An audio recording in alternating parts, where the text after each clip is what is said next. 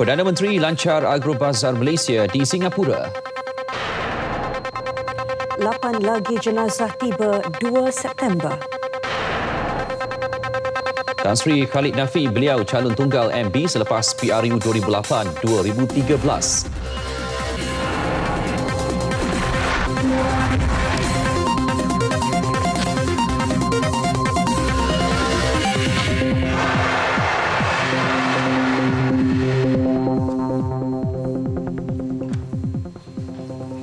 Assalamualaikum dan salam satu Malaysia. Saya Syahril Sarafuddin. Dan saya Hazel Desmond. Agrobazar Malaysia di Sultan Gate, Singapura dilancarkan petang tadi oleh Perdana Menteri Datuk Seri Najib Tun Razak. Agrobazar pertama Malaysia di luar negara itu menyasarkan jualan sebanyak $5 juta Singapura atau kira-kira 12.5 juta ringgit untuk tahun pertama operasinya. Menteri Pertanian dan Industri Asas Tani Datuk Seri Ismail Sabri Yaakob berkata, selain memasarkan produk perladangan, pertanian dan perikanan tempatan, ia juga bakal menjadi pusat pengedaran produk berkenaan untuk pasaran Singapura dan negara lain. Menurut Datuk Seri Ismail Sabri, selain buah-buahan tempatan seperti durian Musang King, manggis, cempedak dan nangka, ia juga akan menjual hidangan autentik seperti nasi dagang, nasi lemak dan asam pedas. Ia dijangka meningkatkan pendapatan dan ekonomi negara di samping memperkenal produk tempatan di peringkat antarabangsa. Pembukaan Agrobazar ini tidak hanya tertumpu kepada perniagaan peruncitan tetapi juga akan menjadi pusat pengedaran kepada peniaga di Singapura yang berminat. Ia bakal dipeluaskan ke Aceh, London, Hong Kong dan China.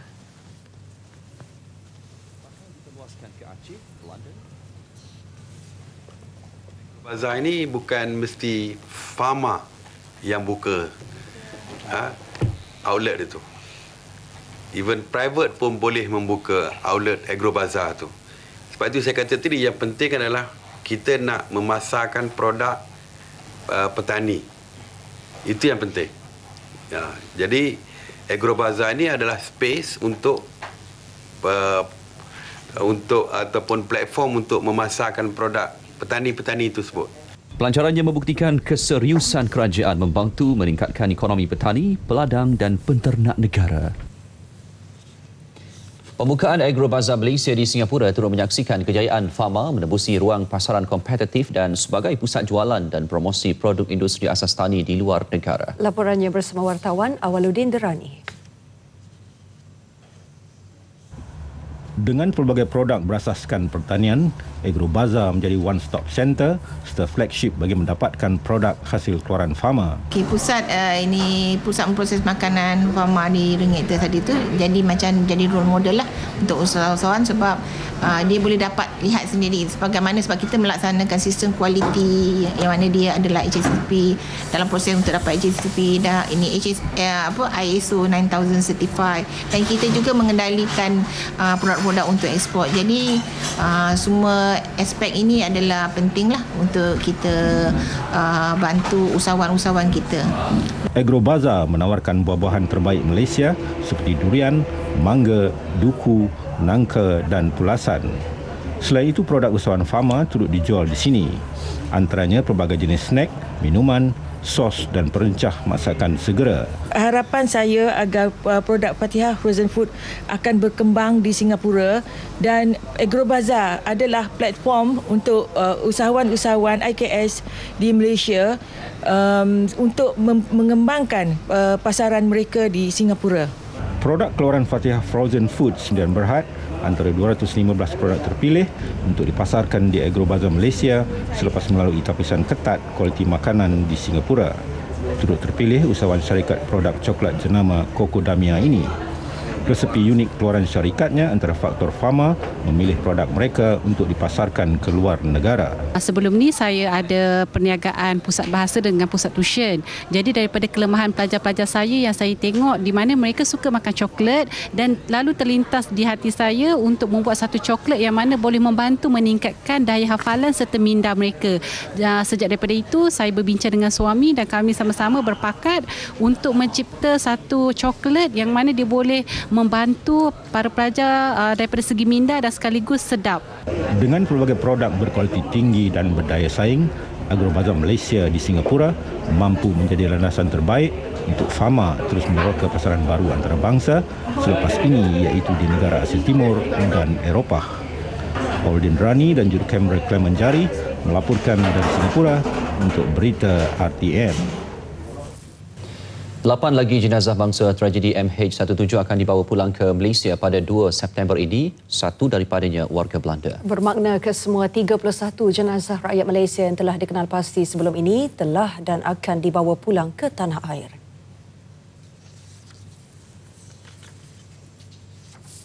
Timbalan Perdana Menteri Tan Sri Muhyiddin Yassin mengesahkan perkara itu dalam satu kenyataan media.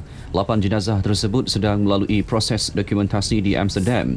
Istiadat penghormatan ke-8 jenazah itu akan diadakan di Kompleks Bunga Raya KLIA sama seperti istiadat penghormatan jenazah yang telah diadakan sebelum ini.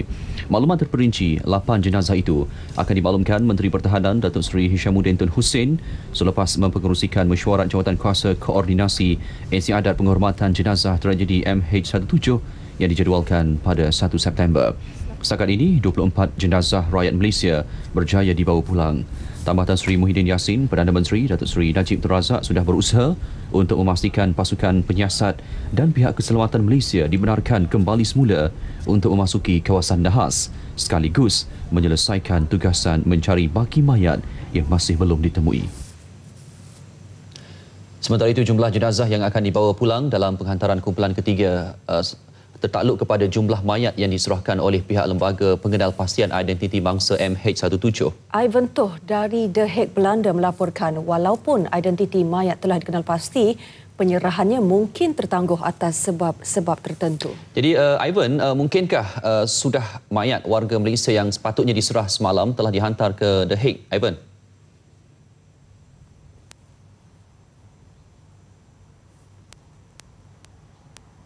Ya Syahril, belum lagi. Saya baru sahaja menghubungi pengerusi Pusat Operasi Bersama JOC yang juga Duta Besar Malaysia ke Belanda, Datuk Dr. Fauziah Muhammad Taib.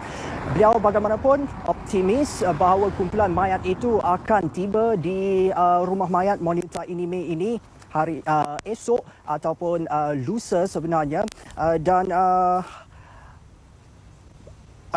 identiti kumpulan mayat ini telah pun dikenal pasti sebenarnya sejak minggu lepas, awal minggu lalu, tetapi mungkin disebabkan beberapa kemungkinan di sini, antaranya penangguhan proses dokumentasi dan juga penilaian semula oleh Lembaga Pengenalpastian. Dan hari ini, hari Rabu juga, hari Lembaga Pengenalpastian Identiti Mayat Mangsa MH17 bersidang seperti biasa, tetapi dalam kes-kes terbaru yang dibentangkan hari ini tiada melibatkan mayat warga Malaysia yang dikenal pasti. Jadi sesi seterusnya kita perlu tunggu untuk persidangan pada hari Jumaat ini. Dan setakat ini hanya satu jenazah bukan Islam yang telah pun selesai proses upacara pembakaran dan satu-satunya jenazah yang telah pun disahkan status untuk dihantar pulang dalam fasa ketiga yang dijadualkan pada 2 September ini. Itu sahaja perkembangan yang saya boleh kongsikan buat masa ini. Namun sebelum kembali ke Angkasa Puri, saya ingin tarik perhatian anda merentas benua. Juga tragedi melibatkan pesawat MAS tetapi MH370 yang situasinya agak berbeza. Difahamkan usaha pencarian kini semakin kritikal dan delegasi Malaysia yang diketuai Menteri Pengangkutan Datuk Seri Liau Tiong Lai kini berada di Canberra untuk perbincangan tahap tertinggi bersama dengan timbalan Perdana Menteri Australia. Jadi kita akan bersama dengan Hanim Muhili di Canberra, Australia. Hanim, kalau sudah bersedia, apa status di sana, Hanim?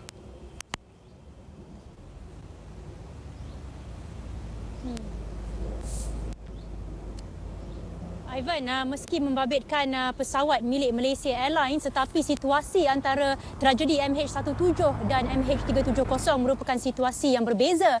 Apapun, ia masih lagi membabitkan menteri yang memegang portfolio yang sama. Ketika ini tugas berat perlu dipikul oleh Menteri Pengangkutan Datuk Seri Liau Tiong Lai untuk memasuki fasa baharu, fasa penting, fasa kritikal dalam pencarian pesawat MH370 yang hilang hampir setengah tahun yang lepas, memasuki hampir 6 bulan hilangnya pesawat MH370 pada 8 Mac lalu dan memasuki fasa yang disebutkan sebagai fasa kritikal dalam pencarian MH370 ini, mesyuarat tripartite membabitkan 3 buah negara, Malaysia, Australia dan China akan diadakan di Parlimen Australia di ibu negara Australia iaitu Canberra di sini esok. Sejurus selepas itu, timbalan Perdana Menteri Australia Warren Truss dan juga Datuk Seri Lau Tiong Lai akan menandatangani satu perjanjian persefahaman kerjasama Kuala Lumpur Canberra dan menerusi perjanjian itu soal kos pencarian dan juga hal ehwal waris penumpang MH370 bakal diberi penjelasan lanjut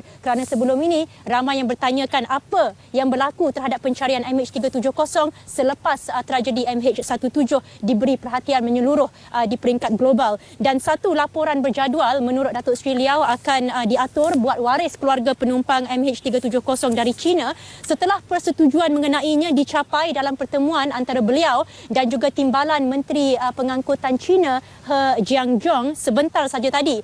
Tiga timbalan menteri sebenarnya yang mewakili ataupun mengetuai 3 jawatan kuasa berhubung MH370 turut berada di Canberra. Untuk pengetahuan semua, selepas berlakunya ataupun selepas insiden MH370, kerajaan telah menubuhkan 4 jawatan kuasa berhubung pencarian MH370 dan 4 jawatan kuasa tersebut membabitkan aset, teknikal, media dan komunikasi serta waris keluarga mangsa. Tetapi 3 daripadanya yang membabitkan aset, teknikal serta komunikasi dan media yang diwakili ataupun diketuai oleh 3 timbalan menteri, Datuk Jalani Johari selaku pengerusi kepada jawatan kuasa komunikasi dan media, Datuk Hamzah Zainuddin timbalan menteri luar mengetuai jawatan kuasa waris mangsa dan juga Datuk Rahim Bakri mengetuai jawatan kuasa teknikal. Mereka bertiga ada di Canberra untuk memberikan penjelasan lanjut esok di Parlimen kepada timbalan Perdana Menteri Australia Warren Truss berhubung fasa pencarian yang dianggap fasa kritikal untuk mencari MH370 ini. Setakat ini belum ada sebarang maklumat awal apa yang akan dibincangkan ataupun apa kandungan dalam perjanjian persefahaman antara Malaysia, Australia dan China esok. Tetapi yang pasti ketika ini negara terlibat dalam pencarian tersebut sehingga kini tidak ada membuat sebarang tuntutan daripada Malaysia mengenai kos yang telah pun digunakan dalam pencarian dalam fasa pertama sebelum ini meskipun pencarian melibatkan aset ketenteraan. Namun kerajaan Malaysia akan membincangkan isu perkongsian kos jika perlu bersama dengan Australia dan China esok bagi meneruskan pencarian fasa kedua. Dan dalam pertemuan saya bersama dengan Datuk Seri Liau sebentar tadi, beliau ada memberikan maklumat sedikit mengenai laporan berjadual yang akan dikeluarkan oleh kerajaan kepada waris penumpang MH370 di China dan juga apa yang akan berlaku dalam pertemuan dengan timbalan Perdana Menteri Australia esok. Berikut rakaman temu bual saya bersama dengan Datuk Seri Liau. Kita akan teruskan usaha di mana telefon setiap minggu teleconferencing antara negara China dengan pihak kita di Australia sini untuk mengetahui perkembangan lanjut daripada usaha mencari MH370 di sini. Oleh itu kita akan jadualkan agar setiap minggu kita ada maklumat-maklumat terkini untuk NOK dan juga memaklumkan kepada NOK. Banyak pihak mula membuat andaian dan petikai tentang kos pencarian dalam fasa baru MH370. Saya rasa kos ini adalah satu isu yang sering kita dengar. Tapi yang paling pentingnya adalah dari segi prinsipnya di mana usaha kita mencari MH370 adalah satu perkara yang penting. Dan daripada awal lagi kita tengok 26 buah negara menyertai misi mencari MH370 dan kebanyakannya mereka semua menggunakan kosnya tanggung oleh negara masing-masing. Tapi dalam sekarang kita telah bermasuk ke fasa yang penting di mana fasa mencari ini di dasar laut kita perlukan orang kata pelibatan pihak swasta, pelibatan di mana equipment yang canggih perlu kita adakan kerana kerajaan Australia maupun kita memang tidak mempunyai alat-alat yang canggih ini. Perlu kita tender untuk mendapatkan alat yang canggih itu. Maka kos ini perlulah kita bincang dengan mendalam pada mesyuarat besok. Okey? Okey.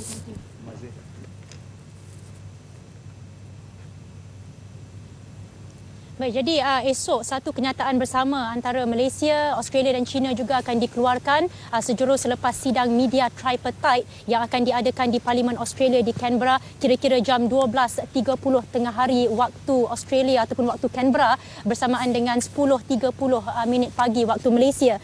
Sedikit maklumat berkenaan dengan fasa pencarian baharu MH370. Australia, Malaysia dan China telah pun mengumumkan pemberian kontrak kepada syarikat Fugro Survey dari Belanda untuk mengendali pencarian dasar laut pesawat itu, dan misi pencarian dasar laut yang memasuki fasa baharu ini dijangka akan bermula pada bulan September, kerana ketika ini imbasan bathymetry ataupun bathymetric survey sedang dilakukan oleh 2 buah kapal yang ketika ini sedang melaksanakan pemetaan dasar laut untuk pencarian seterusnya, dan misi pencarian dasar laut untuk fasa seterusnya meliputi kawasan kira-kira 60,000 km persegi dan dijangka mengambil masa 12 bulan untuk disiapkan.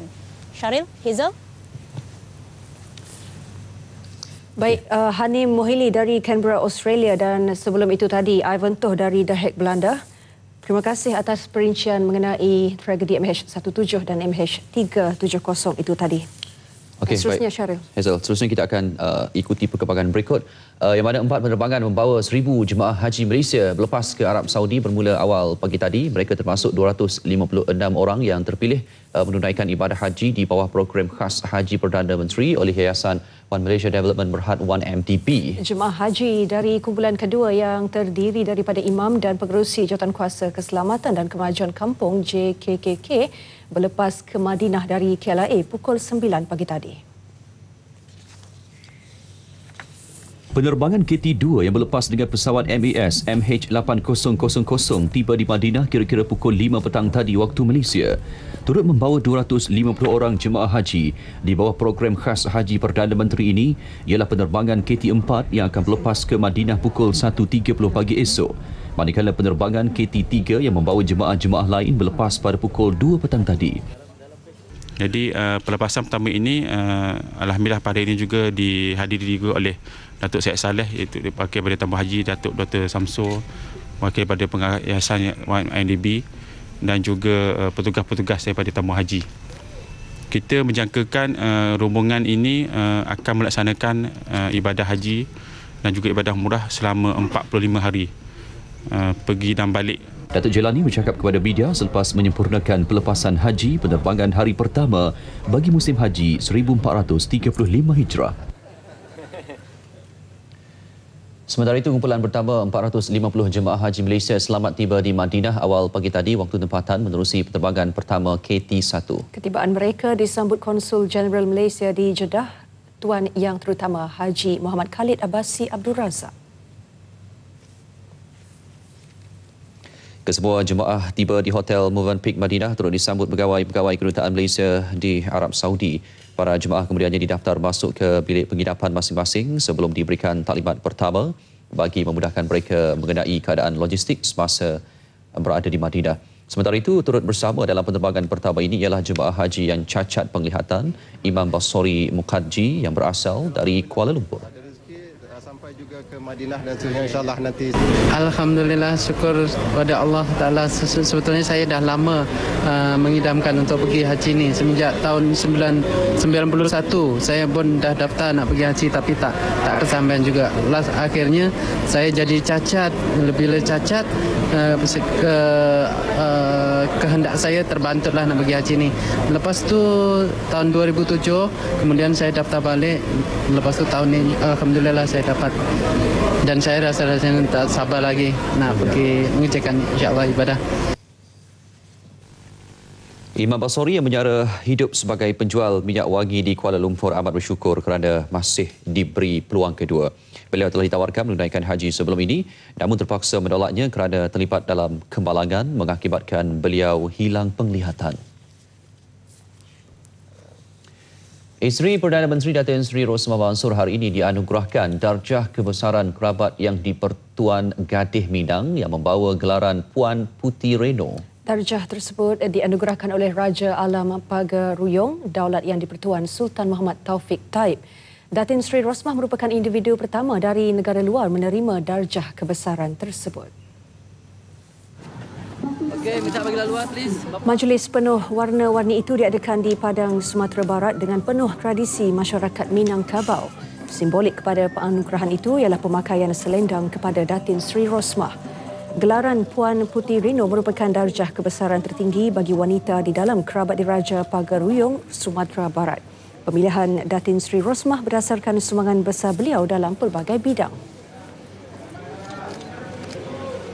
Saya harap selepas ini tali persaudaraan dan persahabatan di antara negara Malaysia dan negara Indonesia amnya, dan khususnya daerah Minangkabau dan bukan sahaja di Negeri Sembilan tapi seluruh Malaysia akan menjadi lebih rapat. Dan saya juga berharap kita tidaklah membesar-besarkan perkara ataupun perselisihan faham ada yang kecil dibesar-besarkan, tapi apa yang mustahaknya kita seharusnya mencari persamaan. Sementara itu, Penasihat Khas Kerajaan Malaysia dalam bidang sosio-budaya Tan Sri Dr. Rais Yatim berkata, anugerah yang diterima isteri Perdana Menteri itu sebagai lambang keakraban hubungan antara Malaysia dan Indonesia. Sebenarnya ia memberi cahaya dan kemuliaan kepada adat Melayu. Jadi Datin Seri Rosmah menerima ini sebagai Putih Reno, sekaligus seluruh Sumatera Barat memberi penghormatan yang paling tinggi. Sebab dalam sistemnya bundo kanduang atau bundo kandung serta Putih Reno itu adalah sejarah ketinggian wanita di alam Minangkabau. Ini pertama kali. Setelah 5 hari berlangsung, 5 deklarasi diangkat bersama pada hari terakhir Kem Kepimpinan Nusantara 2014. Dinamakan Deklarasi Putrajaya 2014, ramai 150 peserta dari 4 buah negara berharap deklarasi itu mendapat perhatian dan tindakan pemimpin negara serantau dan masyarakat Islam secara keseluruhannya.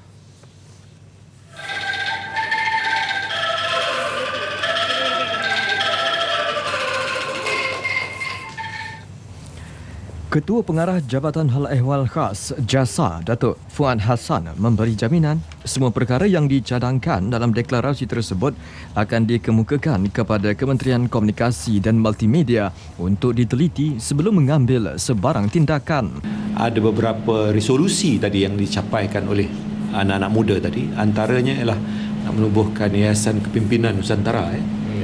Satu gagasan yang baik saya fikir, iaitu satu yayasan, satu foundation untuk memupuk supaya ada kesinambungan program ini pada masa-masa akan datang, khususnya dalam memupuk bakat kepimpinan Nusantara. Datuk Fuad turut menekankan kepentingan merasionalkan Nusantara dengan memanfaatkan potensi sedia ada dari segi kerjasama ekonomi, hubungan, bahasa dan kekuatan penduduk.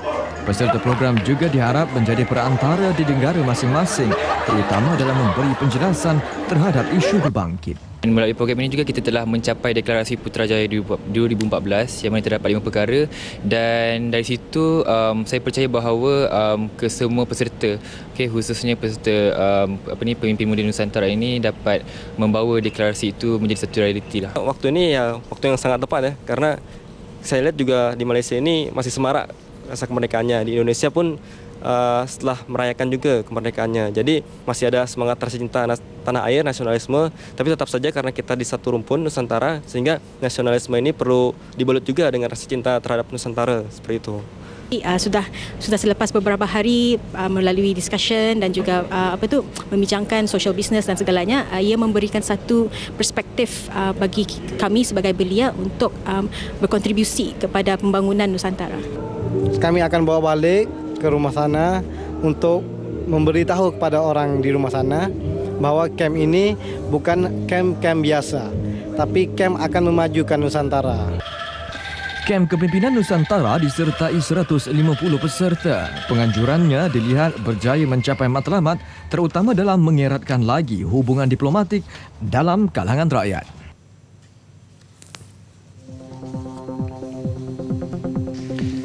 Adun Seri Delima RSN Raya mengaku tidak bersalah dua tuduhan menghasut.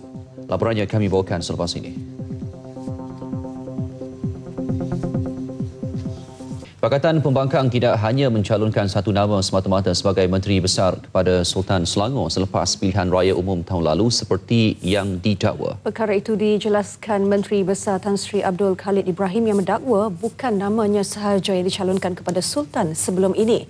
Justru cadangan satu nama Menteri Besar oleh Pakatan Pembangkang bagi menggantikannya mengikut Konvensyen 2013 adalah tidak tepat.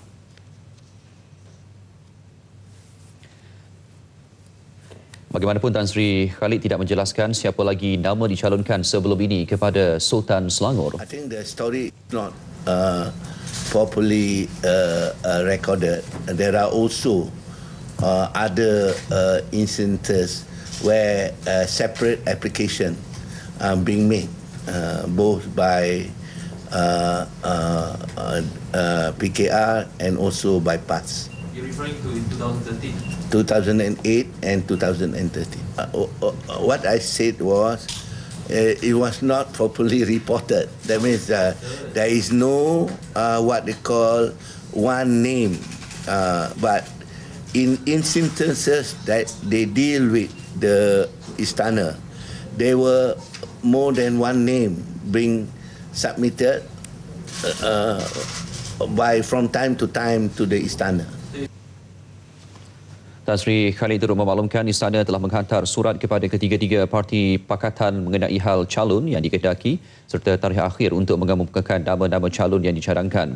Semalam, PKR dan DAP bertegas hanya akan mencalonkan Presiden PKR Datuk Seri Dr. Wan Aziz Zahwan Ismail sahaja untuk dipersembahkan kepada Sultan Selangor sebagai Menteri Besar Selangor yang baru. Sementara itu, Pesuruhjaya PAS Selangor Iskandar Abdul Samad akan bermesyuarat dengan Setiausaha Agung PAS Datuk Mustafa Ali malam ini bagi membincangkan nama calon Menteri Besar Selangor seperti yang dititah Sultan Selangor Sultan Sharafuddin Idris Shah. Bagaimanapun, keputusan akhir di tangan PAS Pusat yang akan bermesyuarat mengenai perkara berkenaan dalam masa terdekat.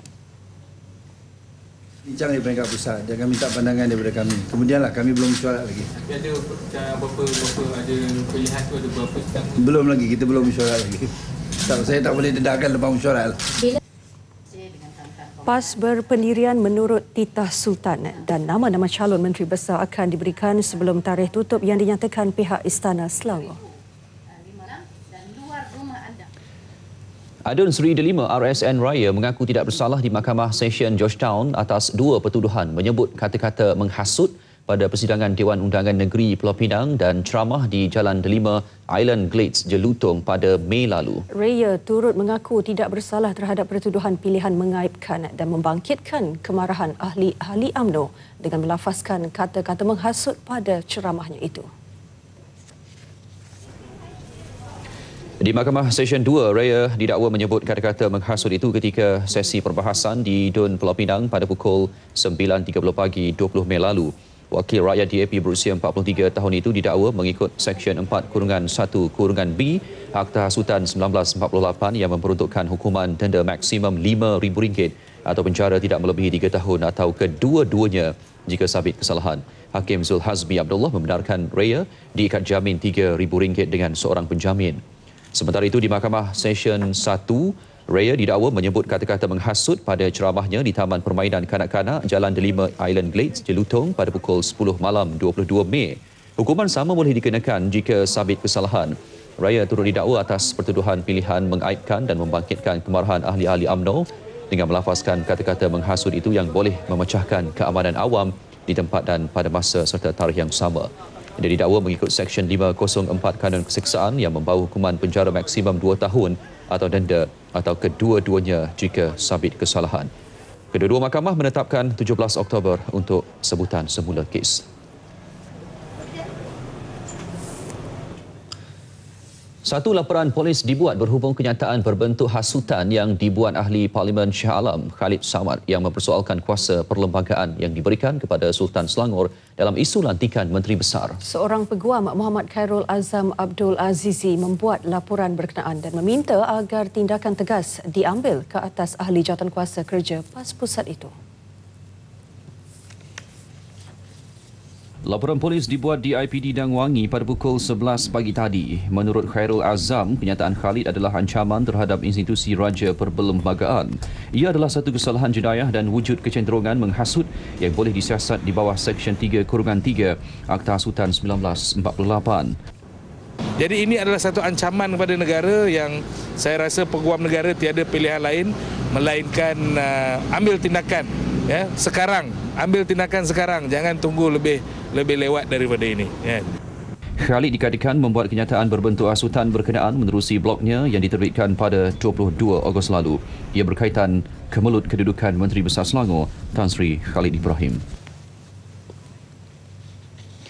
Masalah tanah mendap yang kerap berlaku di kawasan rancangan perubahan tersusun RPT Buntong 3 tambahan di Ipoh kini semakin serius hingga dikhawatiri akan mengancam keselamatan penduduk jika tindakan segera tidak diambil pihak bertanggungjawab. Terbaru, ruang tamu rumah milik keluarga V. Selvaraj di laluan Buntong Jaya 8 runtuh akibat tanah mendap yang berlaku petang semalam. Selain ruang tamu, sebahagian besar struktur dinding dan lantai rumahnya mengalami keretakan yang serius. Salah seorang penduduk S. Perumal 68 tahun berkata rumah jirannya itu terpaksa dikosongkan atas faktor keselamatan penghuninya.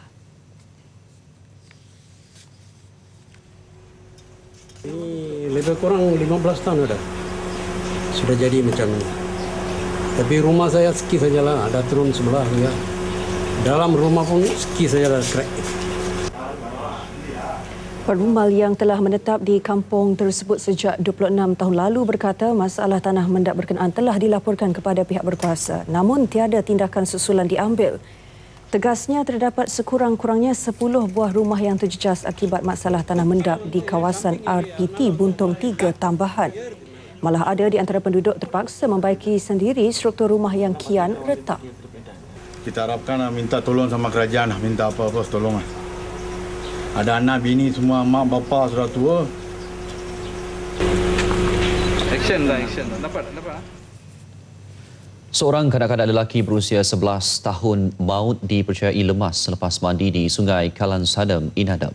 Kejadian berlaku pada hujan lebat yang berlaku sejak 11 pagi tadi. Mangsa Muhammad Razman Hailil dari kampung Kalan Sanan selepas kejadian dihantar ke Hospital Queen Elizabeth II dan disahkan meninggal dunia. Keadaan hujan lebat turut mengakibatkan beberapa kawasan di sekitar Kota Kinabalu menggatal, putatan dan penampang ditenggelami air melebihi 1 meter. Kejadian sama berlaku di kawasan Pasar Lido dan Jalan Lintas Luyang. Kejadian banjir kilat turut menyebabkan kesesakan lalu lintas. Antaranya di Jalan Kepayan, Jalan Putatan dan Jalan Alam Mesra UMS. Menurut Ketua Polis Daerah Kota Kinabalu, SCPM Chandra, anggota polis dikerah ke kawasan terlibat untuk membantu melancarkan aliran trafik. Katanya banjir surut sepenuhnya pada jam 6.30 petang tadi dan keadaan secara keseluruhannya terkawal.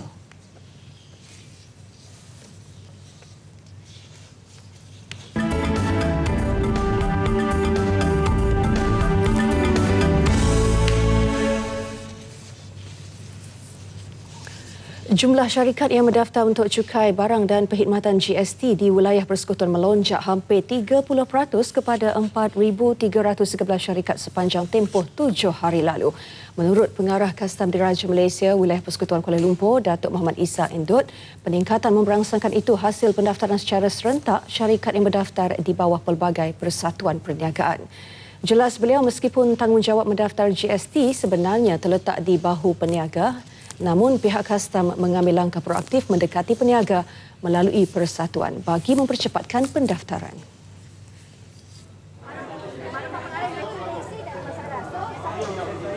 Dan ini akan berterusan tiap-tiap hari selepas ini daripada minggu ini sehingga 30 hari bulan September depan. Dan kita kalau kita tengok kita mensasarkan untuk sehingga 30 hari bulan 9 tahun 2014 ni jabatan ataupun custom mensasarkan 123,000 yang akan kita daftarkan. Pihaknya mensasarkan sebanyak 40,000 daripada 67,000 syarikat berpotensi di wilayah persekutuan mendaftar untuk GST menjelang penghujung September. Sehingga hari ini, sebanyak 19,396 syarikat di seluruh negara sudah diluluskan pendaftaran untuk GST. Beliau bercakap selepas sesi taklimat dan pendaftaran secara serentak. Syarikat berdaftar melalui Persatuan-Persatuan Peniaga di Pusat Pemprosesan GST Kelana Jaya. Telekom Malaysia Berhad TM mencatatkan peningkatan keuntungan sebelum cukai sebanyak 24.9% menjadi RM589 juta bagi separuh pertama berakhir 30 Jun 2014. Perolehan kumpulan pula meningkat 8% menjadi RM5.44 bilion pada tempoh dikaji. Pertumbuhan perolehan TM dipacu pendapatan kukuh bagi perkhidmatan telekomunikasi serta internet.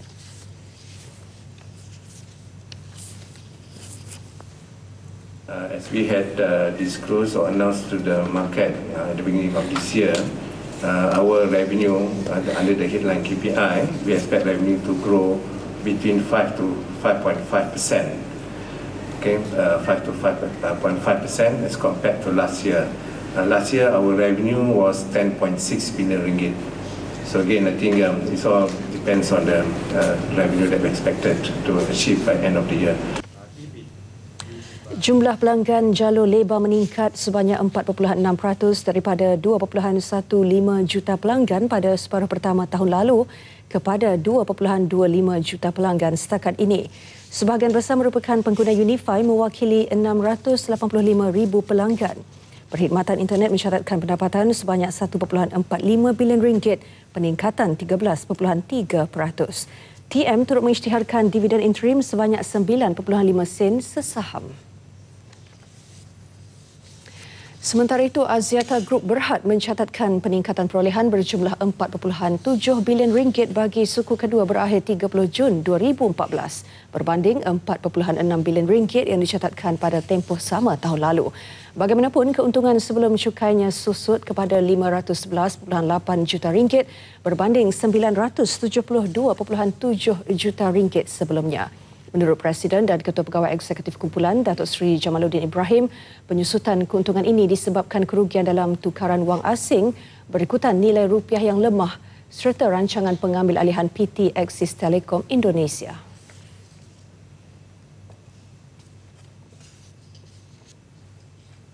We have a very challenging quarter, but the good news is that on a quarter-on-quarter basis, there's slight improvement, and I think it gets better. Segmen data kekal sebagai pemacu utama pertumbuhan meningkat 27% bagi separuh pertama 2014. Pendapatan data menunjukkan pertumbuhan kukuh dalam semua pasaran didorong peningkatan penembusan telefon pintar. Axiata turut menyaksikan jumlah pelanggan mudah alihnya berkembang 11.7% kepada 250 juta pengguna di rantau Asia Pasifik bagi separuh pertama tahun ini. Jika semalam wartawan Delilah Kadir menyediakan laporan mengenai sejarah negara Palestin dan pencerobohan pendatang Yahudi, siri kedua pula melihat kekejaman rejim Zionis telah cuba menaluki sebahagian negara Palestin. Mereka melibatkan tebing barat dan jalur Gaza sebagai kawasan berpotensi dan sejak itu bermulalah konflik besar antara Israel dan Palestin. Kekejaman rejim Zionis terhadap Palestin bukanlah sesuatu yang pelik di mata dunia, walaupun pelbagai jalan dibuat untuk menghentikannya. Malah ia terus berlaku sejak 64 tahun lalu dan terbaru serangan rejim Zionis terhadap Gaza pada 14 Julai.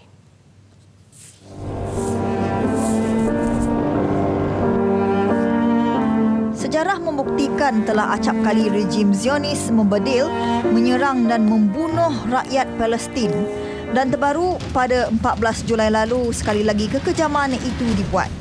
Dengan menggunakan senjata larangan Undang-Undang Antarabangsa Konvensyen Geneva keempat, Israel berterusan menyerang Gaza. Kapal perang, pesawat dan artileri digunakan untuk membunuh penduduk awam dan meninggalkan kecacatan yang serius kepada ramai mangsa. Pada hari ke-8, 193 nyawa mereka yang tidak berdosa terkorban. Rejim Zionis turut menggunakan peluru berangkai untuk menyerang Gaza. Tanah dan tempat tinggal mereka dibom sehingga lebih 100,000 rakyat Palestin hilang tempat tinggal. Selain hospital, sekolah dan universiti, masjid dan kem pelarian PBB turut dibom. Mungkin anda yang berpandangan apa yang berlaku di Gaza tiada kena-mengena dengan Malaysia. Namun atas dasar kemanusiaan, tindakan kejam rejim Zionis patut dihalang. Lebih kurang 500 anak-anak Gaza telah terkorban. Anak-anak yang innocent yang dibunuh oleh pengeboman Israel Occupying Forces. Jadi kita harap dengan perhimpunan aman ini kita boleh menggerakkan anak-anak kita, ibu-ibu kita, bapa-bapa kita dan keluarga Malaysia untuk faham akan realiti di Gaza dan memberi sokongan dan solidariti mereka. Di Malaysia, antara tindakan yang diambil untuk mengekang kemarahan rejim Zionis ialah dengan memboikot produk berkaitan Israel. Kesannya 2-30% kepada apa yang diorang jual sekarang ni, tapi cukup untuk memberi tekanan. Pasal syarikat tak mau rugi. Jadi bila dia terkesan dengan 20-30 jatuh keuntungan, dia akan jadi serba salah dan pemilik syarikat akan sedar ni ada benda yang tak kena. Langkah ini memainkan peranan penting dalam menghalang pelaksanaan rancangan-rancangan jahat rejim Zionis di Palestin. Dilaila Kadir melaporkan untuk Berita TV RTM.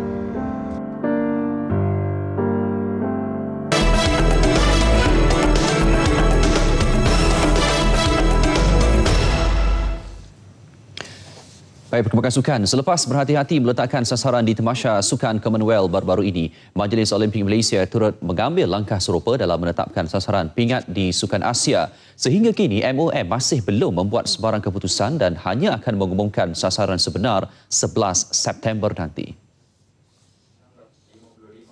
Menurut Chef Division Negara Kesukan Asia, Datuk Daniel Balagopal, pihak MOM mengambil langkah lebih cermat dalam menentukan sasaran pingat kali ini kerana perlu melakukan analisis setiap acara sukan dengan lebih mendalam. YB dah bagi arahan sebab dia kata we must do a proper analysis. Jadi sekarang kita sedang buat analisa itu dengan ISN dan bila itu benda itu dah siap, saya akan serah pada Majlis Olimpik Malaysia membuat keputusan muktamad. Lepas tu saya akan serahkan keputusan itu pada YB dan YB kata okay, this is from national point of view, okay. Then YB dah kasih sama saya, dia mau saya to announce it to the pengumuman lah.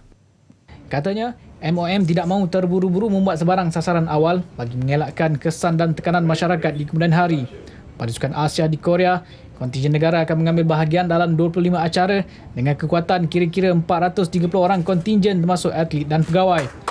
Datuk Daniel berkata demikian selepas majlis penyerahan bendera dan penajaan kepada atlet angkat barat veteran Eng Chow Seng.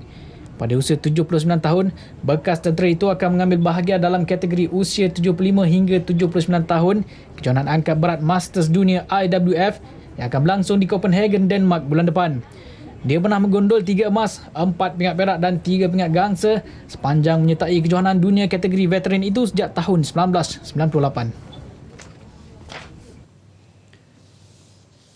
Dalam hal itu, skuad memanah tidak mahu penyertaan sulung mereka di Sukan Asia dianggap sekadar melancong. Sebaliknya bertekad membuktikan sesuatu selepas acap kali gagal membawa pulang sebarang hasil dari kejohanan besar sebelum ini.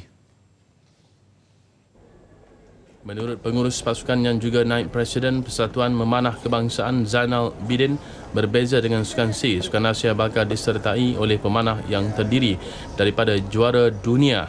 Malah ramai pemanah mempunyai reputasi hebat sekaligus membuatkan persatuan menetapkan sasaran ke separuh akhir yang dianggap realistik dengan perkembangan skuad memanah negara. Kesemua pemanah negara beraksi buat pertama kali di Sukan Asia. Kalau ada rezeki, kemungkinan kedua-duanya boleh mendapat paling tidak pun pingat gangsa lah kita harapkan. Kalau dia dan dalam sukan ni kadang tak tentu juga sebab pemanah kita sebenarnya dan juga individu dan juga pasukan kita sebenarnya berada di kelompok 10 terbaik di dunia. Jadi dan kebetulan kelompok 10 terbaik di dunia itu banyak daripada Asia lah. Bagi Ketua Jurulatih Lee Jeng Yong, walaupun sasaran hanya ke separuh akhir selain penyertaan kali pertama anak buahnya ke Sukan Asia, dia akan memastikan anak buahnya tidak leka dan menetapkan sasaran dapat dicapai.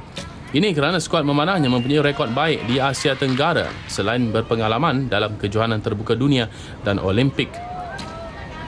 Walaupun Asian Games kita semua first time pun, dia ada lain competition kita macam World Cup, World Championship semua pernah lah. Jadi kita Asian Games punya mungkin multiple competition ada pressure sikit, tapi udah biasa lah competition itu. Dalam Asia macam Korea, China, Taipei, India, Japan, dengan kita 6 country memang dalam world top 10. Jadi biasa semua jumpa. Dalam 6 country mungkin lawan. Skuad memanah recurve kebangsaan ditemui di KLIA sebelum berlepas ke Korea Selatan malam tadi. Mereka akan berkampung selama kira-kira 3 minggu untuk berlatih membiasakan diri dengan persekitaran di sana sebelum tamasya sebenar bermula 19 September depan.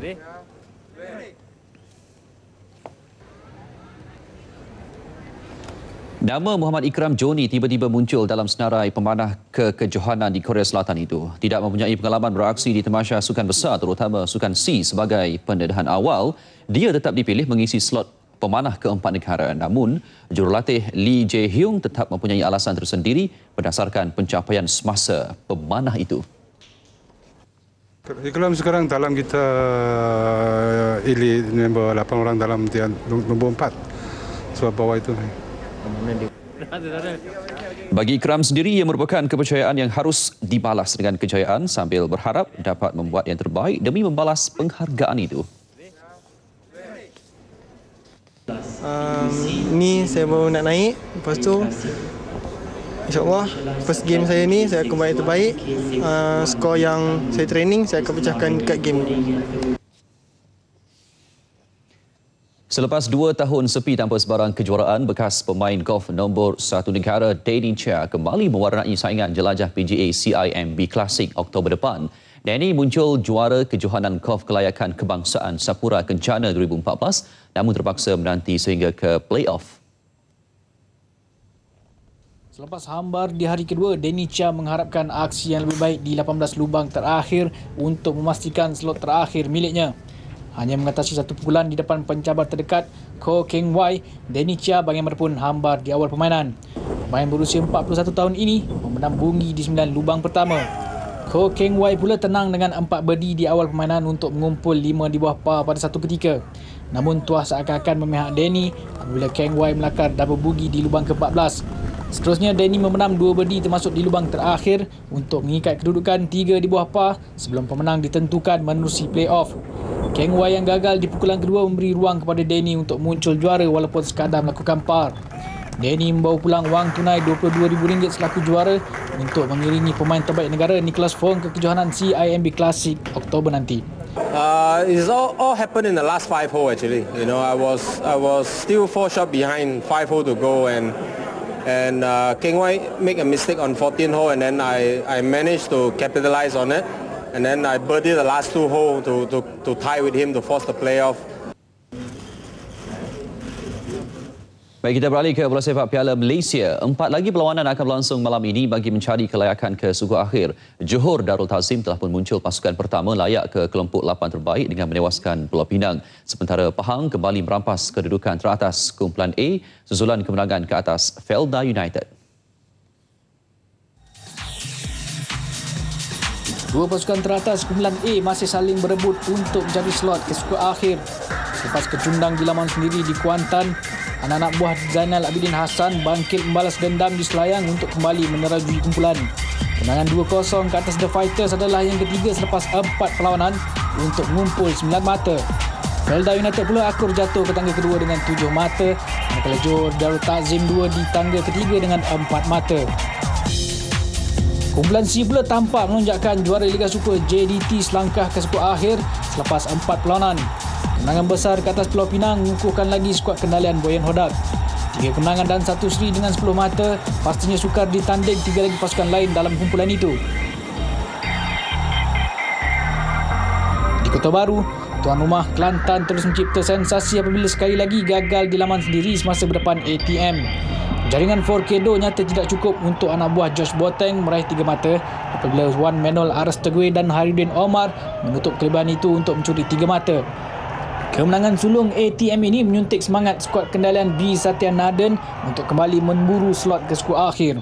Dengan ada Fabrice di belah kanan, kita telah mendapatkan gol, dan apabila kita mendapatkan gol, confident naik antara pemain-pemain. Dan ini semua adalah hasil usaha daripada pemain-pemain yang dikatakan kuda tua atau tempang. We are not panicking. It's not end of the world, because at the end, ATM have 5 points, we have 6 points. JDT is as good as qualified, but the beauty of it is we have to go to Penang, but ATM also have to play Penang. So either way, one of them will drop points. Lepas 4 perlawanan, ATM mengumpul 5 mata, hanya 1 mata di belakang Kelantan. Tahun ini, 57 tahun kita merdeka. 57 tahun juga kita hidup penuh sepakat. 57 tahun kita hidup aman dan sejahtera. 57 tahun Malaysia merdeka. 57 tahun keharmonian dicipta. 57 tahun kita meraihkannya. Di sini lahirnya sebuah cinta. Selamat menyambut ulang tahun kemerdekaan yang ke-57. Masih bersama Berita Nasional. Bekas Mufti Wilayah Persekutuan Datuk Muhammad Hashim Yahya, 75 tahun, meninggal dunia di Kampung Baru Medical Center Kuala Lumpur tengah hari tadi. Punca kematian akibat komplikasi jantung dan beliau koma sejak 2 tahun lalu. Allahyarham yang juga bekas pemimpin ABIM Wilayah Persekutuan menghembuskan nafas terakhirnya kira-kira pukul 1.50 tengah hari. Jenazah Allahyarham Datuk Muhammad Hashim dibawa ke rumahnya di Seksyen 9 di Shah Alam dan dikemumikan kira-kira pukul 5.30 petang tadi di Tanah Perkuburan Islam Seksyen 21 Shah Alam. Turut menziarahi jenazah di rumahnya Menteri di Jabatan Perdana Menteri Datuk Seri Jamil Khair Baharom. Allahyarham meninggalkan isteri Datin Aminah Yahya dan seorang anak Ashraf Hashim. Dia suka mengajar.